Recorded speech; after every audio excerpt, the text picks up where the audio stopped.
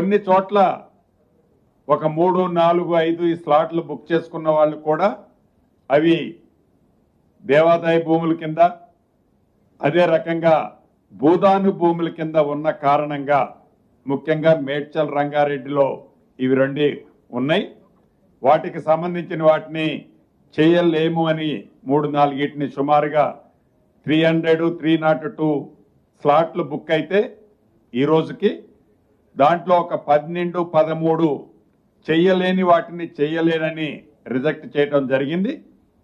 మీ ద్వారా ఎవరైతే స్లాట్లు బుక్ చేసిన వాళ్ళు రిజిస్ట్రేషన్ ఫీజు కట్టారో నాకు తెలిసి ఈ వీకెండ్ లోపు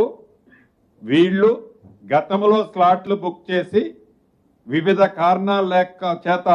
రిజిస్ట్రేషన్ చేయని వాళ్ళ పేమెంట్లు కూడా ఈ వీక్ ఎండ్ లోపు ఆ పేమెంట్లన్నిటిని కూడా వారి ఖాతాకి తిరిగి పంపటం జరుగుద్దని కూడా మీ ద్వారా రాష్ట్ర ప్రజలకి ముఖ్యంగా క్యూర్ ప్రాంతంలో ఉన్న